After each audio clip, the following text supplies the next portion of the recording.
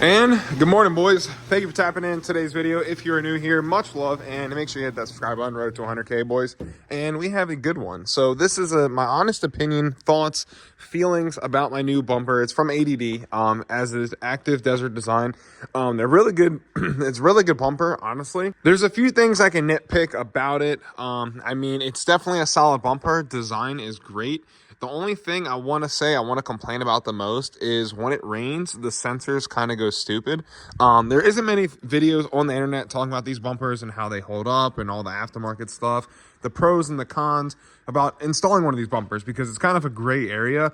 Some people say they're amazing, and then I hear from some people that I heard they're like absolute straight horror stories because of electrical, wiring, sensors. There's so many things that play into this bumper. There's so much more to the bumper that a lot of people don't even know about. And like right off of the number one thing that really like kind of stood out to me the most was the shutter guards. And you guys know if you have an EcoBoost Raptor, you have the shutter guards. On the R, you do not. R's do not come with shutter guards because it needs all the air possible.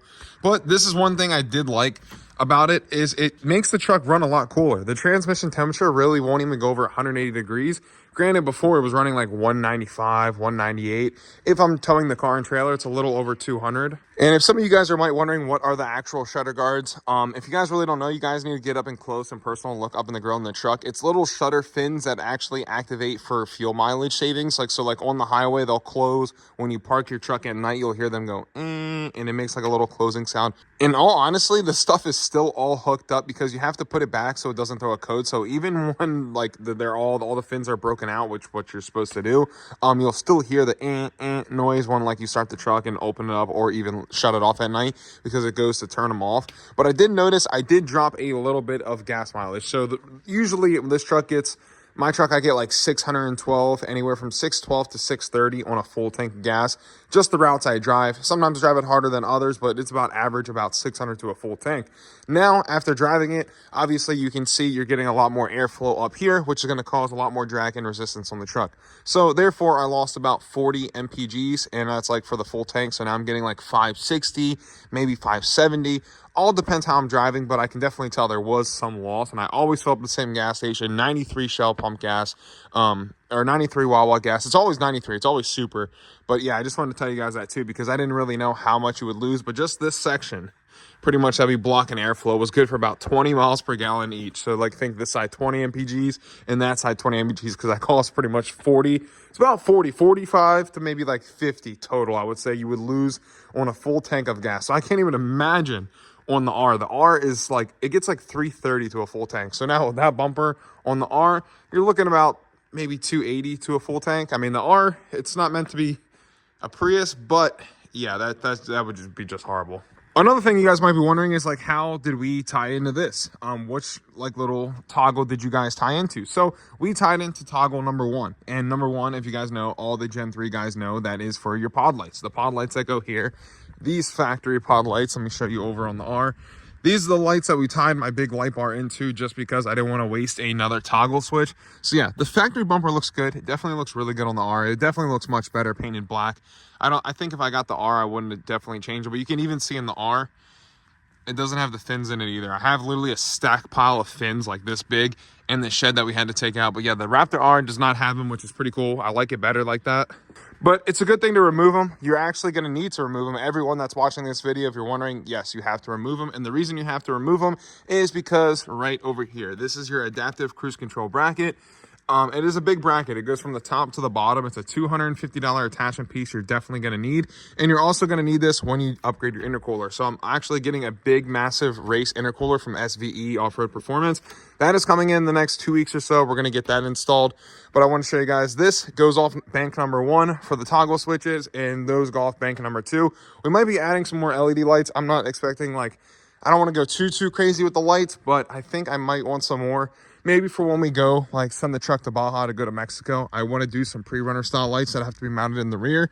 Like the chassis chase lights, just in case we're high speed off-road in the dirt, someone could see us from behind. So that's might be the only thing we do have to add before we go on that tour. All right, guys, so we're in the truck, gonna let it warm up for a bit, but you guys know factory switch number 1, auxiliary 1, that is for our factory fog switches that would be on the bottom. Also to go along with the button down here somewhere, that one or something. But yeah, that's for number one. Obviously, we used to have 2, 3, 4, 5, 6 all available. Now I only have 1 and 2 occupied. It was good because I wanted to do it this way so we didn't lose number 3. I didn't want to waste them, so now we use 1 actually for the bottom big LED strip. So I'm gonna show you guys, leave them both on, give you guys a look. And yeah, you won't see the light on the dash now. It's only gonna pop up when we drive the truck, and I'll tell you guys exactly what we got to do. But yeah, check these out. If you want my opinion, I wouldn't go light bar like how I did. I would do the pods all throughout this. I think the pods would look cooler. I just thought maybe the bar would look more clean. It's a nice one piece flowing, but those pod lights are 10 times better than the big strip. I don't know how. I have no clue, but the Rigid pods are insane. I went with Rigid top and bottom, so it's the same brand. Rigid's very, very good, and they come with lifetime warranty.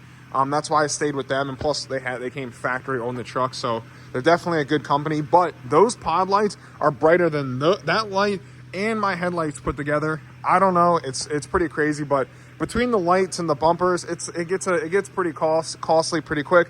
But I did get a good deal on this bumper. I got it used off Facebook Marketplace, but it wasn't installed. It was used, but it was scratched up like all along the edges here, but I went and put brand new powder coat over the whole thing. So it's not maybe the factory original color. I went with a black that is a little more darker, and like it has a lot more depth to it. I don't know how you guys will be able to tell, but it's not the factory color. The factory one was a lot lighter one compared to this. I took before and after pictures. But yeah, I want to show you guys the lights, and we're gonna go for a drive in the truck, show you guys what we're talking about with that light that pops up on the dash. And the best way to fix that is you're gonna have to go to your Ford dealer. Hopefully you know someone. It's not that big of a deal, but it is a process to fix. So what they're gonna have to do is you're gonna have to recalibrate your sensor. And this is the sensor that I'm talking about. Once it's plugged in and it actually works properly, like mine's going to in the next 3 weeks, you take it to the Ford dealer. We have to plug it into that port right down here, the OBD port or whatever it's called, right down here.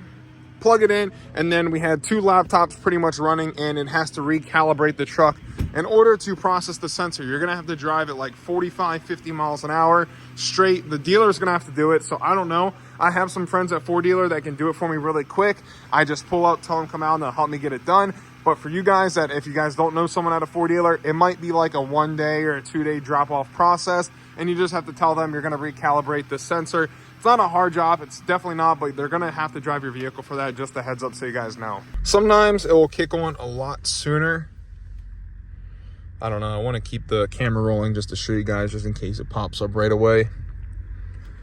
So you guys will see exactly what I'm talking about. So when it happens to your truck, you guys won't be alarmed or anything. It's not that big of a deal. Just press OK. It goes and comes every time you drive the truck. So it should be coming up any second because it does its calibrations. And that is because I don't have a seatbelt on.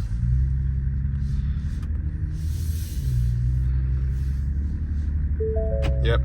So right there it says pre-collision assist, sensor blocked, not available. But when the dealer plugged mine in, it was showing no signal, and that was because the clip wasn't plugged all the way in. So once it's plugged all the way in, I really don't know if you're even going to get the light. They said sometimes it's hit or miss. Sometimes you'll have to recalibrate it. Sometimes you don't.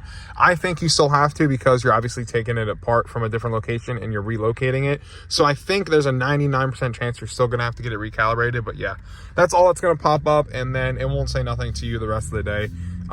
Obviously, if you turn the truck off, turn it back on, it does the same thing over and over again. It's just because it does this recalibration and rechecks everything. But other than that, it's pretty good. I'm going to go for a drive in a bit. I'm going to let the truck warm up some more, and I want to show you guys, put my seatbelt on. I want to show you guys what my transmission temperature gets to. It is not hot at all, which is crazy. It's only 77 degrees right now. Didn't have it warmed up too long, but I'm not going too far right now. I wanted to show you guys that sensor light. But yeah, the trans temperature, it's getting so much more air into the grill, which is keeping the trans temperature cool, which obviously will keep your trans fluid good for a lot longer. Most people don't know, you're going to want to change your Raptor transmission fluid around 30,000 miles. These 10 speeds will create a lot of junk in your transmission fluid. A lot of you guys will follow Ford's diagram, and I would say do not follow Ford's diagram for the trucks. And like they say, don't change your transmission fluid to 100,000 miles. And I say go ahead and follow that if you want your transmission to fail. Most of these places they have, or like most of these companies, they have their maintenance set up to make their vehicles fail. BMW's been caught for it. A lot of other companies have been caught for it. And like when my first F-150 EcoBoost, it said 10,000 miles is when you're supposed to change your oil. And everyone knows on a turbo vehicle, that is the worst possible thing to do, is go long mileage. I change my oil every 5,000 miles. Transmission fluid is going to get changed every 30,000 miles, which we're coming right up on almost 30,000 miles. And yeah, that's it. We're also going to be upgrading my diff, the cover, to add more fluid, the Ford Performance one, which is going to be pretty sick. If I can find a picture of it, I'll pop it up on the screen. All the Raptors from the Ford Performance School had it, and they highly recommended it because you're able to hold more fluid. It keeps your diff a lot cooler when you're off-roading, high speed, higher temperatures outside. It does keep it cool, and I did notice your diff temperature will climb. I mean, I've obviously noticed it more in the Mustangs than anything. The Shelby's got a diff temperature. I don't know if my GT does. I think it does, and I know the Dark Horse does have a diff temperature reading, and the second you start beating on the car really, really hard, that temperature will climb extremely fast. When I was racing the car, I think at Virginia International Raceway, I saw diff temperatures up to like 150, 160 degrees. That's on the Mustangs, obviously. But with this, obviously, if you're off-roading, you got a lot of weight in the rear and you need that extra fluid in there. I think it's like maybe a 1 or 2 quarts extra for the diff. I'm not too sure. But yeah, definitely will upgrade it, make it look sick. It'll be the Ford Performance one, and my truck's disgusting. But you'll see right there, that's the factory one, and that's gonna get changed. We're gonna change that out. I'm thinking about taking my spare off too. I don't think I need that. I'm gonna get to the spares that go on the bed anyway. We don't need that.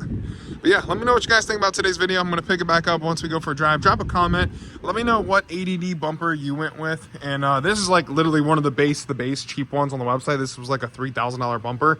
But like I said, I got it for $1,800, and I think it's one of the best looking ones. I didn't really like the ones that had the lights going up all the way over here. I just figured that would have been way too much wiring, way too much going on. This is simple, it's clean, nothing's near the tires, all the lights and sensors are in the middle, keep everything right in the center of the truck. That was just my thought process, but let me know what you guys think. We're gonna go for riding a bit, let the truck warm up a little more, and then I'll show you guys what the temperature of the transmission is just driving around. It's pretty crazy. All right, boys, so after driving the truck for about like 35 minutes, running my errands, I just was like, you know what, let me film my transmission temperature, and it is chilling around 183 right now, and that is definitely, I want to say 15-20 degrees below average. I usually, before, without the shutters, it would run like 195 and up to like 199, and then obviously, like I said, with my truck and trailer, towing the car, it would get like to 200 to maybe like 215 on a hot summer day. So obviously, taking those fins out, it's going to hurt your gas mileage, but your transmission's obviously, it's running cooler. So that's a plus. That's one of the pros, I guess, about doing the bumper, because you're going to see a little bit of a performance upgrade, I guess, or maybe it's just going to save your fluid life a little bit longer. All right, boys, that is going to conclude today's Raptor video. I wanted to keep it short and sweet to give you guys like the pros and the cons, and not get crazy in depth and talk too much about every little detail, but just some of the good, some of the bad that I've noticed. And yeah, if you guys want to hit that subscribe button, really appreciate it. We're trying to get to 100K on this channel, but we are going to be doing some more off-roading stuff with this truck, with the R. I did want to show you something over on the R that we did install, but yeah, we're going to turn this truck into a full quote-unquote pre-runner, because I want to send this truck down to Mexico and do like the Baja with some of those off-road guys. I found a couple forums that they said you guys can come down. They said just ship the truck and come out off-roading with us for about a week, maybe 2 weeks out there. So we'll take the truck, probably this one. We won't take the R because the EcoBoost, I don't know, this one's mine, and my dad likes to keep that truck mint. But yeah, obviously I'm going to be off-roading mine. I want to ship this truck all the way to Mexico, and we're going to have fun doing the Baja. But I got to get the truck 100% ready to take on anything that could be out there challenging. So that's why we're doing all the stuff now. Bumpers, lights, we could do some testing. We're going to do the control arms. We're going to do the extra reservoir for all the suspension. There's also covers that I wanted to order. They're like shock covers for the rear. We're also going to be installing them once they come in and I finally placed the order. But yeah, they were out of stock last I checked. But yeah, I just wanted to show you the pros and the cons, talk about everything a little bit, and then check out the Raptor R. If you guys want to go check out that video, we just did install the SMB cold air intake. It's probably one of the biggest filters I've ever seen in my entire life. It is insane, but Raptor R is an awesome truck too. I'm going to be doing some more POV drives of this coming soon next week. Trying to get got one little nice day, avoid some bad weather, but yeah. Thank you guys for watching today's video. Much love, and if you got a Raptor, make sure to hit that subscribe button. Deuces.